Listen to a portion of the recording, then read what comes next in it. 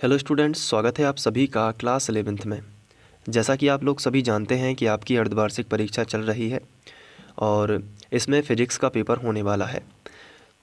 तो वैसे तो हमें सारा सिलेबस अच्छे से याद होना चाहिए, लेकिन फिर भी कुछ प्रश्न ऐसे होते हैं जो परीक्षा में आते रहते हैं और इन पर हमारा फोकस बहुत अच्छा होना चाहिए। तो आज हम बात करेंगे कुछ ऐसे ही प्रश्नों की, और आपको ये वीडियो अपने दोस्तों के साथ भी शेयर करना है ताकि उन्हें भी पता चले कि कौन कौन से ऐसे क्वेश्चन हैं। यहाँ पे मैंने अध्याय 1 से लेके अध्याय 7 तक के कुछ महत्वपूर्ण प्रश्नों को सेलेक्ट किया है और ये 50 प्रश्न हैं। तो आइए देखते हैं कौन कौन से प्रश्न हमने लिए हैं। इसमें देखिए, वैज्ञानिक विधि से आपका क्या तात्पर्य है, इसके मुख्य चरण लिखिए। भौतिक क्वेश्चन नंबर जो सेकंड है वो है भौतिक के 3 नवीनतम आविष्कारों के नाम लिखिए। इसके बाद है मात्रक किसे कहते हैं, किसी मात्रक में कौन कौन से गुण होने चाहिए। इसके बाद है एसआई पद्धति में कौन सी मूल राशियाँ हैं, इनकी प्रमुख विशेषताएं लिखिए। इसके बाद है विमीय सूत्र या विमीय समीकरण किसे कहते हैं, अनुप्रयोग एवं सीमाएं लिखिए।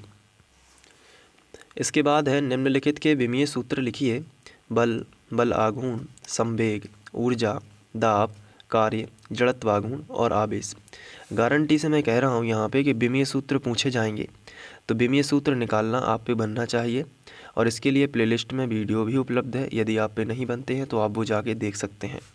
इसके बाद है विमीय विधि द्वारा सूत्र T बराबर 2π√L/g की सत्यता की जांच कीजिए, जहां T आवर्तकाल, L लंबाई और G गुरुत्वीय त्वरण है। तो ये क्वेश्चन भी काफ़ी इंपॉर्टेंट है। इसके बाद है विमीय विधि से सूत्र y बराबर mg/L/πr² की सत्यता की जांच कीजिए। इसके बाद है यदि वायु में ध्वनि का वेग भी वायु की प्रत्यास्था e तथा घनत्व d पर निर्भर करती है, तो विमीय विधि से वेग के लिए समीकरण की स्थापना कीजिए। इसके बाद है निम्नलिखित पदों की परिभाषा दीजिए, विस्थापन, चाल, वेग और त्वरण। इसके बाद नेक्स्ट क्वेश्चन है दूरी एवं विस्थापन में कोई 4 अंतर लिखिए। इसके बाद है टीवे सेकंड में चली गई दूरी का व्यंजक व्युत्पन्न कीजिए। गति के तीनों समीकरणों को सिद्ध कीजिए। सिद्ध कीजिए कि प्रक्षेप का पथ परवलयाकार होता है। इसके बाद है अधिकतम ऊंचाई का व्यंजक व्युत्पन्न कीजिए।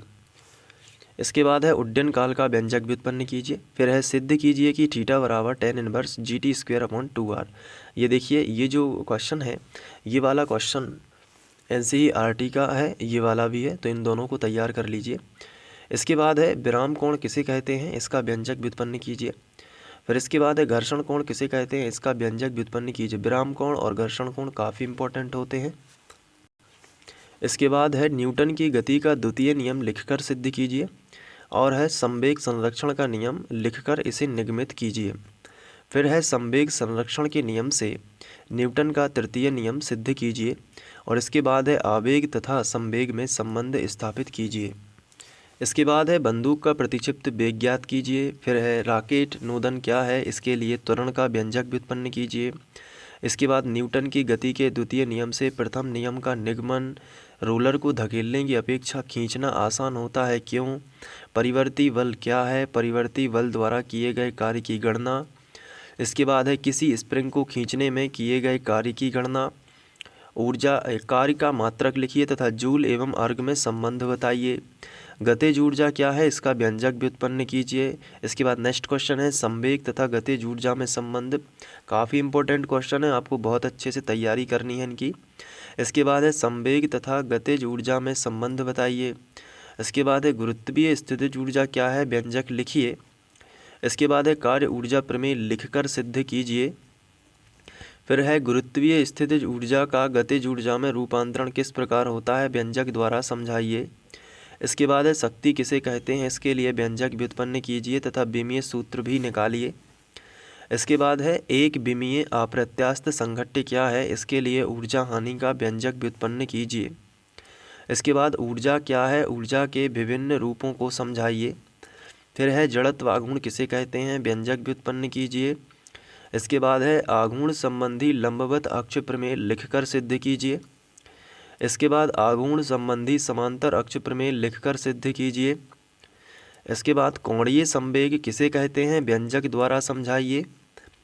घूर्णन गतिज ऊर्जा के लिए व्यंजक वितरण कीजिए, यानी व्यंजक व्युत्पन्न कीजिए, यहाँ पे लिखना था। इसके बाद है सिद्ध कीजिए कि L बराबर ओमेगा I।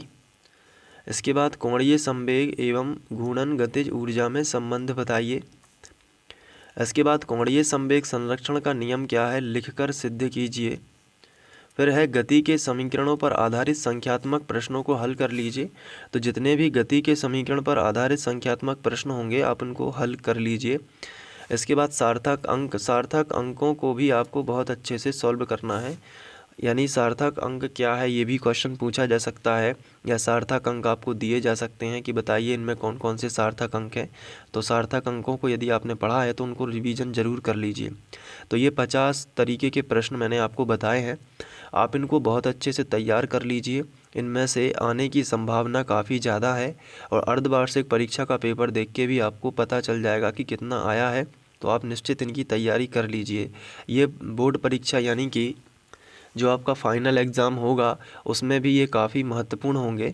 तो इनको अच्छे से आपको बनना चाहिए, बहुत अच्छे से कर लीजिए। Thank you.